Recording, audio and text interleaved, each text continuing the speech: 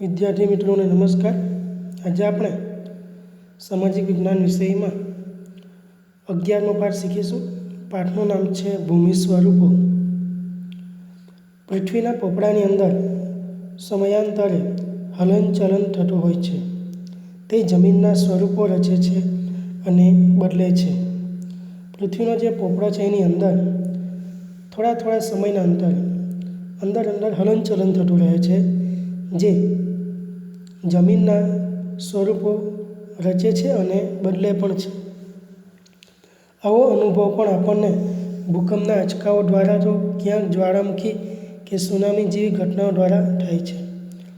એનો અનુભવ આપણને ઘણીવાર ભૂકંપના આંચકા લાગે તો કોઈ વાર જ્વાળામુખી ફાટી નીકળે કે સુનામી જેવી ઘટનાઓ થાય તો તેના પરથી આપણે જાણી શકીએ કે પૃથ્વીની અંદર પૃથ્વીનો જે પોપડાના નીચે શું હલનચલન થયા કરે છે તે. આ હલનચલનથી ક્યાંક પર્વત, ઉચ્ચ પ્રદેશ અને ફાટખીણની રચના થાય છે. આ જે હલનચલન થાય છે તેનાથી શાની રચના થાય છે તો પર્વત, ઉચ્ચ પ્રદેશ અને ફાટખીણ. તે ઉપરાંત નદી, હિમનદી, પવન, સમુદ્રના મોજા જેવા કુદરતી બળોના લીધે ધોવાણ અને નિક્ષેપણ ક્રિયા દ્વારા કાંપના મેદાનો, ખીણો અને કોટરોની રચના થાય છે. તે સિવાય પણ નદી હોય, હિમનદી હોય, પવન, સમુદ્રના મોજા જેવા કુદરતી બળોના લીધે પણ ઘણી જગ્યાએ ધોવાણ અને નિક્ષેપણની ક્રિયા દ્વારા કાંપના મેદાનોની રચના થાય છે, ખીણોની રચના થાય છે અને કોટરોની રચના થાય છે. એટલે આ બધુંની રચના થાય છે જે પૃથ્વીના પોપડાની અંદર જે હલનચલન થાય છે એ બધુંના લીધે કે જે પૃથ્વી સપાટીનો અમુક ભાગ ચોક્કસ ઊંચાઈ, ઢોળાવ અને આકાર પ્રાપ્ત કરે છે ત્યારે તેને ભૂમિ સ્વરૂપ કહેવામાં આવે છે. અંડરલાઇન કરજો. પૃથ્વી સપાટીનો અમુક ભાગ ચોક્કસ ઊંચાઈ, ઢોળાવ અને આકાર પ્રાપ્ત કરે ત્યારે તેને ભૂમિ સ્વરૂપ કહેવામાં આવે છે. ભૂમિ સ્વરૂપના મુખ્ય પ્રકાર. ભૂમિ સ્વરૂપના આપણે મુખ્ય પ્રકારો જોઈએ તો પ્રદેશની ઊંચાઈ પ્રમાણે જમીન ભાગોને પર્વત, ઉચ્ચ પ્રદેશ, મેદાન વગેરે નામથી ઓળખવામાં આવે છે. પ્રદેશની ઊંચાઈની પ્રમાણે જે જમીનના ભાગો છે જેમાં પર્વત આવે, ઉચ્ચ પ્રદેશ આવે, મેદાન આવે વગેરે નામોથી આપણે એને ઓળખીએ છીએ. નીચેના ચિત્રમાં બી તમે જુઓ તો ભૂમિ સ્વરૂપના જે પ્રકારોમાં આપણને લેવલ એટલે કે હાઇટ એની ઊંચાઈ પ્રમાણે બતાવ્યું છે. ઊંચાઈ પ્રમાણે જોવા જઈએ તો પર્વત સૌથી ઊંચું, જે ભૂમિ સ્વરૂપમાં સૌથી ઊંચાઈ પર હોય તો શું આવે? પર્વત. બીજું છે ખીણ, ત્યાર પછી આવે છે ઉચ્ચ પ્રદેશ, ત્યાર પછી આવે છે મેદાન અને જે બ્લુ કલરમાં દેખાય છે તે સમુદ્રની સપાટી છે. એટલે સમુદ્રના સપાટીથી ભૂમિ પ્રદેશ જેમ ઉપર જાય એ બધા અલગ એના પ્રકારો છે. તો કોઈક વાર સમુદ્રની વચ્ચે કોઈ નાનો જમીનવાળો ભાગ મળી આવે જેને ટાપુ કહેવાય છે. તેને શું કહેવાય છે? ટાપુ. જે તમે વચ્ચે જોઈ શકો છો સમુદ્રની વચ્ચે. હવે એ બધા પ્રકારો વિશે આપણે શીખીએ. તો પહેલું છે એમાં પર્વત. સમુદ્ર સપાટીથી લગભગ 900 મીટરથી વધુ ઊંચાઈ ધરાવતા તેમજ ઓછા કે તીવ્ર ઢોળાવ અને સાંકડા શિખરો ધરાવતા વિસ્તારને પર્વત કહેવાય છે. અંડરલાઇન કરજો કે સમુદ્રની સપાટીથી લગભગ 900 મીટરથી પણ વધુ ઊંચાઈ ધરાવતા હોય તેમજ ઓછા કે તીવ્ર ઢોળાવ અને સાંકડા શિખરો ધરાવતા એવા વિસ્તારો હોય તેને પર્વત કહેવામાં આવે છે. પૃથ્વીના પોટાળમાં ભૂકંપ અને જ્વાળામુખી જેવા કુદરતી ભૌતિક બળોની ક્રિયા પ્રતિક્રિયા અને આંતરક્રિયાથી પર્વતો બને છે. હવે આ પર્વતો કઈ રીતે બને છે? તો પૃથ્વીના પેટાળમાં ભૂકંપ અને જ્વાળામુખી જેવી કુદરતી ભૌતિક બળોની ક્રિયા કે પ્રતિક્રિયા અને આંતરક્રિયા થાય તો તેનાથી પર્વતોની રચના થાય છે. પર્વતોના ઉદ્ભવ અને વિકાસમાં એકથી વધુ ક્રિયાઓ અને બળોની અસર જોવા મળે છે. તેથી પર્વતો તેના વિવિધ પાસાઓના સંદર્ભમાં એકબીજાથી અલગ જોવા મળે છે. એટલા માટે તમે કેટલા બધા બી પર્વતો જોયા હોય એ બધા પર્વતોના આકાર એક સરખા રહેતા નથી, પણ બધા અલગ અલગ હોય છે. પર્વતોનું વર્ગીકરણ. નિર્માણ ક્રિયાના આધારે પર્વતોને પણ 4 વિભાગમાં વહેંચવામાં આવે છે. પર્વતોને કેટલા વિભાગમાં વહેંચવામાં આવે છે? તો 4 વિભાગમાં. એમાં આવે છે ગેડ પર્વત, ખંડ પર્વત, જ્વાળામુખી પર્વત અને અવશિષ્ટ પર્વત. પર્વતોના કેટલા પ્રકાર છે? 4. કયા કયા? તો ગેડ પર્વત, ખંડ પર્વત, જ્વાળામુખી પર્વત અને અવશિષ્ટ પર્વત. હવે એમાં પણ આપણે પહેલાં જોઈએ ગેડ પર્વત. મોટે ભાગે સમુદ્ર તળિયાના પ્રદેશો કે જળાશયોના તળિયે એકત્ર થયેલા નિક્ષેપમાં બંને બાજુએથી દબાણ આવતા કરચલીઓ કે ગેડ પડે છે. તેના ઉદ્ધવ વળાંકને આપણે શિખર તરીકે અને અર્ધો વળાંકને ખીણ કે તળેટી સ્વરૂપે જોઈ શકાય છે. એટલે એ રીતના ગેડ પર્વતો હોય છે. જે ગેડ પર્વતની ચિત્રમાં બી બાજુમાં તમે જોઈ શકો છો. એશિયામાં હિમાલય, યુરોપમાં આલ્પ્સ, ઉત્તર અમેરિકામાં રોકીઝ અને દક્ષિણ અમેરિકામાં એન્ડીઝ દુનિયાના મુખ્ય ગેડ પર્વતો છે. દુનિયાના મુખ્ય ગેડ પર્વતો કયા કયા છે? તો એશિયામાં હિમાલય, યુરોપમાં આલ્પ્સ, ઉત્તર અમેરિકામાં રોકીઝ અને દક્ષિણ અમેરિકામાં એન્ડીઝ. આ બધી જે પર્વતમાળાઓ છે તે બધા ગેડ પર્વતો કહેવાય છે. એ શું કહેવાય? ગેડ પર્વત. એ બધા પર્વતો આમ હારમાળા જેવા હોય. ચિત્રમાં બતાવ્યું છે તેમ કે પર્વતો હોય એના બાજુમાં બીજો પર્વત, વચ્ચે ખીણ હોય છે. વચ્ચે શું હોય છે? ખીણ. એટલે કે બે પર્વતની વચ્ચે જે નીચાણવાળો ભાગ હોય તે ખીણ કહેવાય છે. ચિત્રમાં બી તમે જોઈ શકો છો.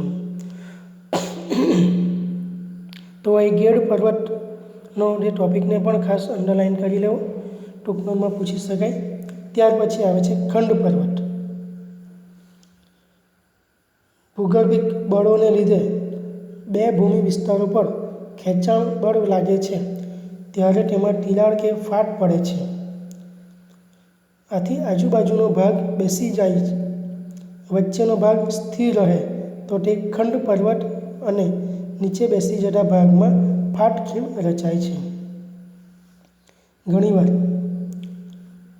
ભૂમિનો વિસ્તારમાં કોઈ ભૂગર્ભિક ખેંચાણ બળ લાગે તો ત્યારે તેમાં તિરાડ કે ફાટ પડે છે. આથી આજુબાજુનો જે ભાગ હોય તે નીચે દબાઈને બેસી જાય છે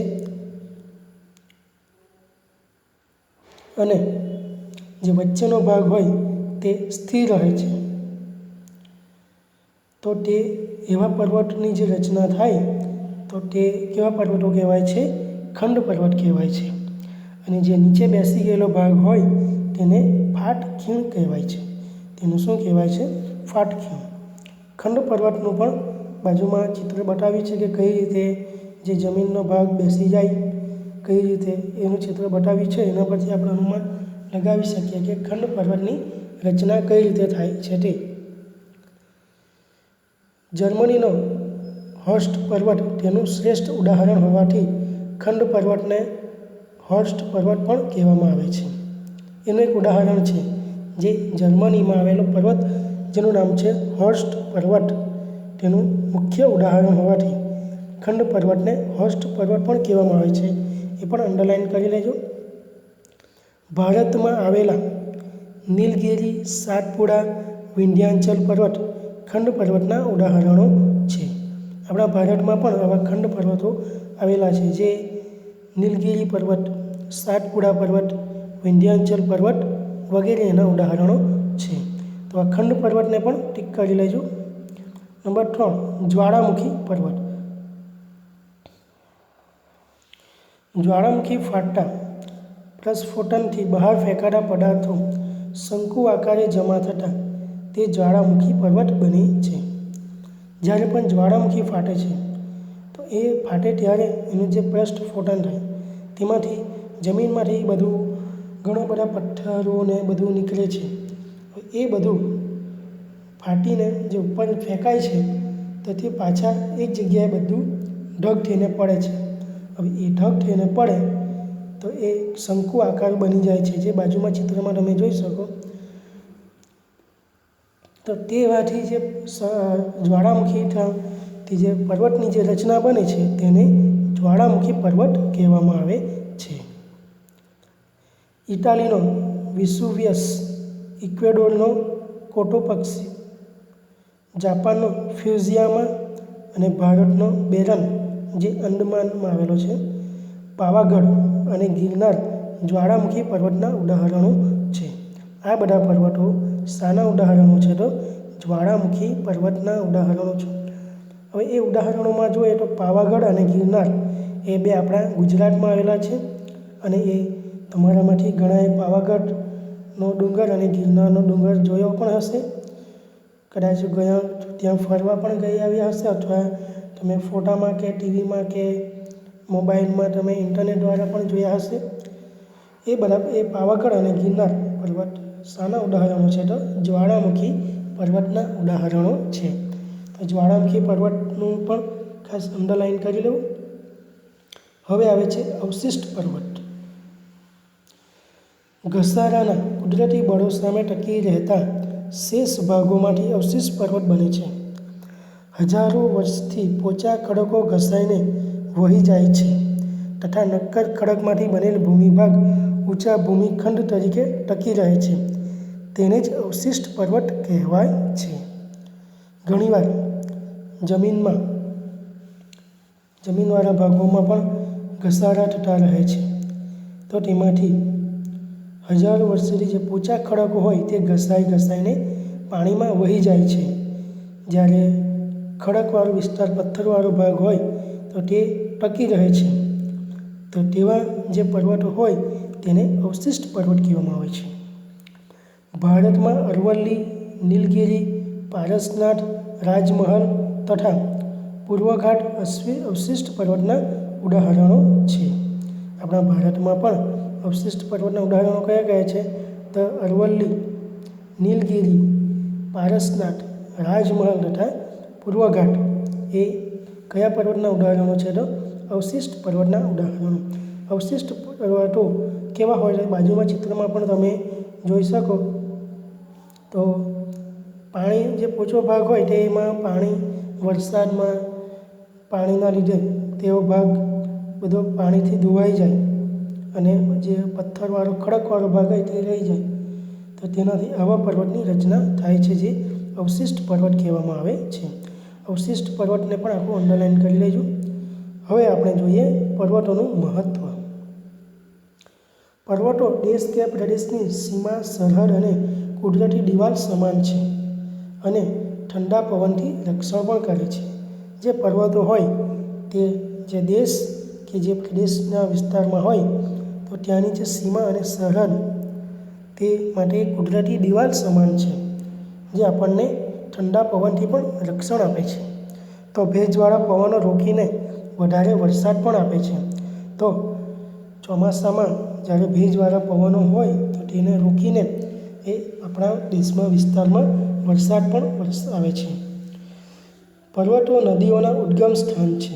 પર્વતો એ નદીઓના ઉદ્ગમ સ્થાન છે, એટલે કે નદીઓ બધી ક્યાંથી નીકળે છે? તો પર્વતોમાંથી નીકળે છે. અંડરલાઇન કરજો. તેમાંથી નીકળતી નદીઓ દ્વારા ફળદ્રુપ મેદાનોનું નિર્માણ થાય છે. પર્વતોમાંથી જે નીકળતી નદી હોય તે નદી દ્વારા આગળ જતાં એ નદી શાનું નિર્માણ કરે? તો મેદાનનું. અને એ મેદાન પણ કેવું? તો ફળદ્રુપ, જેમાં આપણે ખેતી કરીને સારા પાકો પણ ઉગાડી શકીએ. વધુ વરસાદવાળા ઊંચા હિમાચ્છાદિત પ્રદેશમાંથી બારેમાસ વહેતી નદીઓ જળ ભંડારનું કામ કરે છે. જળ વિદ્યુત ઉત્પન્ન કરવા માટે તે જરૂરી છે. જળ વિદ્યુત ઉત્પન્ન કરવા માટે પણ તે જરૂરી છે, કારણ કે આવા પર્વતોવાળા વિસ્તારોમાંથી જે પાણીનો ધોધ પડતો હોય, આપણે કેમ ચોમાસામાં પણ ઘણી જગ્યાએ આપણે ધોધ જોઈએ છે, તો એવા ધોધમાંથી પણ શું ઉત્પન્ન થાય છે? તો જળ વિદ્યુત. ઉપરાંત પર્વતો જંગલ સંપત્તિ, ખનિજ સંપત્તિ અને પ્રાણી સંપત્તિના પણ ભંડાર છે. એ સિવાય પર્વતો જંગલ સંપત્તિ, ખનિજ સંપત્તિ અને પ્રાણી સંપત્તિના પણ ભંડાર છે, કારણ કે પર્વતો પર જંગલો પણ આવેલા હોય, એ પર્વતોમાંથી ખનિજ પણ મળી રહે છે અને ઘણા બધા પ્રાણીઓનું રહેવા માટેનું સ્થળ પણ છે. એ પણ અંડરલાઇન કરજો. પ્રવાસન ઉદ્યોગ, ચલચિત્ર ઉદ્યોગ તથા પર્વતારોહક માટે પર્વતો આશીર્વાદરૂપ છે. પર્વતો પર ઘણા પ્રવાસન સ્થળ પણ બનાવવામાં આવે છે.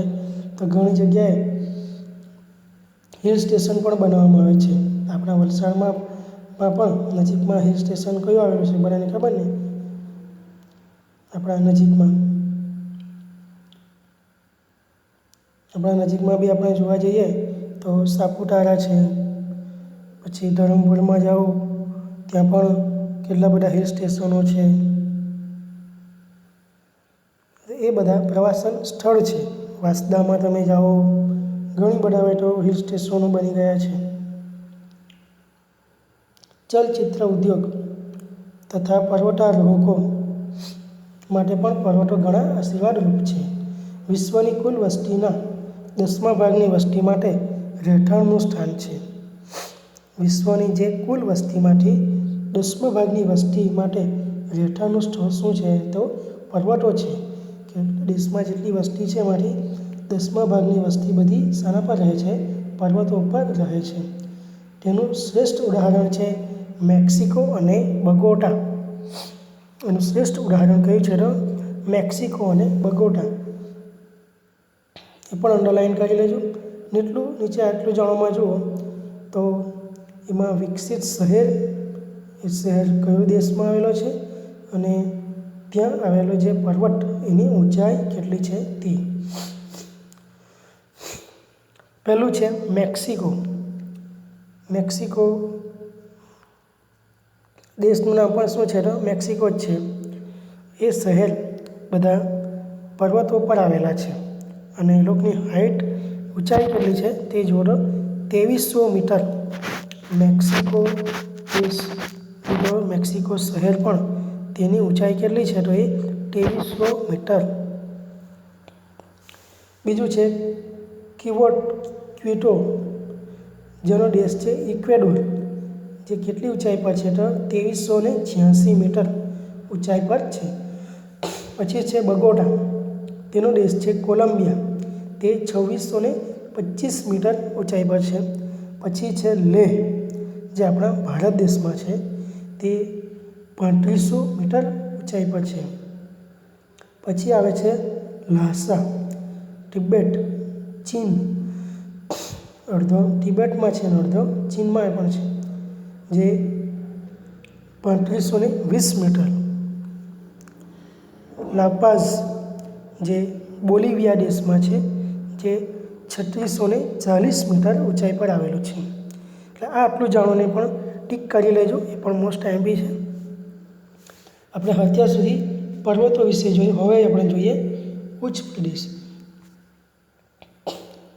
સમુદ્ર સપાટીથી આશરે 180 મીટરથી વધુ ઊંચાઈ ધરાવતા તથા ટોચ ઉપરથી પ્રમાણમાં પહોળા અને સપાટ ભૂમિભાગને ઉચ્ચ પ્રદેશ કહેવામાં આવે છે. અંડરલાઇન કરજો. ઉચ્ચ પ્રદેશ કોને કહેવામાં આવે? તો સમુદ્ર સપાટીથી આશરે 180 મીટરથી વધુ ઊંચાઈ ધરાવતા તથા ટોચ ઉપરથી પ્રમાણમાં પહોળા અને સપાટ ભૂમિભાગ, જેને ઉચ્ચ પ્રદેશ કહેવામાં આવે છે. હવે ઉચ્ચ પ્રદેશોનું વર્ગીકરણ. તો ભૌગોલિક સ્થાન અને સંરચનાના આધારે ઉચ્ચ પ્રદેશોને પણ 3 ભાગમાં વહેંચવામાં આવે છે. ઉચ્ચ પ્રદેશોને કેટલા ભાગમાં વહેંચવામાં આવે છે? 3 ભાગમાં. પહેલું છે આંતરપર્વતીય ઉચ્ચ પ્રદેશ, બીજું પર્વત પ્રાંતીય ઉચ્ચ પ્રદેશ અને ત્રીજું ખંડીય ઉચ્ચ પ્રદેશ. એમાં આપણે પહેલાં જોઈએ આંતર પર્વતીય ઉચ્ચ પ્રદેશ. ચારેય બાજુથી ઊંચી પર્વતમાળાઓથી પૂર્ણ રીતે કે આંશિક રીતે ઘેરાયેલ ભૂમિભાગને આંતર પર્વતીય ઉચ્ચ પ્રદેશ કહેવામાં આવે છે. તિબેટનો ઉચ્ચ પ્રદેશ અને મોંગોલિયાનો ઉચ્ચ પ્રદેશ તેના ઉદાહરણો છે. ચારેય બાજુથી પર્વતમાળાઓથી પૂર્ણ રીતે કે આંશિક રીતે ઘેરાયેલો હોય એવો ભૂમિભાગ કે જેની ચારેય બાજુ શું હોય તો પર્વતની હારમાળાઓ હોય તેની વચ્ચે હોય તેવા ભાગને આંતર પર્વતીય ઉચ્ચ પ્રદેશ કહેવામાં આવે છે. એનું આપણે ઉદાહરણ જોઈએ તો તિબેટનો ઉચ્ચ પ્રદેશ અને મોંગોલિયાનો ઉચ્ચ પ્રદેશ. અંડરલાઇન કરજો. આંતર પર્વતીય ઉચ્ચ પ્રદેશનું ચિત્ર પણ તમે બાજુમાં જોઈ શકો તો તેમાં વચ્ચેનો જે ભાગ તમને જોવાનો મળશે એ ઉચ્ચ પ્રદેશ છે. એની આજુબાજુ જુઓ તો એ શું છે? બધા પર્વતો છે. એટલે કે પર્વતોથી ઘેરાયેલો ભાગ તે આંતર પર્વતીય ઉચ્ચ પ્રદેશ કહેવાય છે. નંબર 2 પર્વત પ્રાંતીય ઉચ્ચ પ્રદેશ. પર્વતોની તળેટીમાં એક તરફ સીધો ઢોળાવ ધરાવતા પ્રદેશને પર્વત પ્રાંતીય ઉચ્ચ પ્રદેશ કહેવામાં આવે છે. પેન્ટાગોનિયા જે દક્ષિણ અમેરિકામાં આવેલું છે, પીડમોન્ટ યુએસએમાં આવેલું છે અને ભારતમાં માળવાનો ઉચ્ચ પ્રદેશ તેનું શ્રેષ્ઠ ઉદાહરણ છે. પર્વત પ્રાંતીય ઉચ્ચ પ્રદેશ એટલે કે પર્વતોની તળેટીમાં એક તરફ સીધો ઢોળાવ ધરાવતા પ્રદેશ હોય. પર્વતની જે તળેટી હોય તો તેમાં એક તરફ સીધો ઢોળાવવાળો જ ભાગ હોય તેવો જે પ્રદેશ હોય તેને પર્વત પ્રાંતીય ઉચ્ચ પ્રદેશ કહેવામાં આવે છે. એના ઉદાહરણો કયા કયા છે તો પેન્ટાગોનિયા જે દક્ષિણ અમેરિકામાં આવેલું છે, પીડમોન્ટ જે યુએસમાં આવેલું છે અને આપણા ભારતમાં માળવાનો ઉચ્ચ પ્રદેશ એનું શ્રેષ્ઠ ઉદાહરણ છે. તો પર્વત પ્રાંતીય ઉચ્ચ પ્રદેશ અને આંતર પર્વતીય ઉચ્ચ પ્રદેશને અંડરલાઇન કરી લેજો. તો વિદ્યાર્થી મિત્રો આજે આપણે આ પાઠ અહીં સુધી શીખીશું. બાકીનો આપણે બીજા ભાગમાં શીખીશું. બીજો ભાગ આવે ત્યાં સુધીમાં તમારે પાઠનો અભ્યાસ કરતા રહેવાનો છે અને અગાડી જે ચાલેલા પાઠનું લેસન જો બાકી હોય તો પૂર્ણ કરી દેવાનું છે. હવે આપણે બીજા ભાગમાં મળીશું.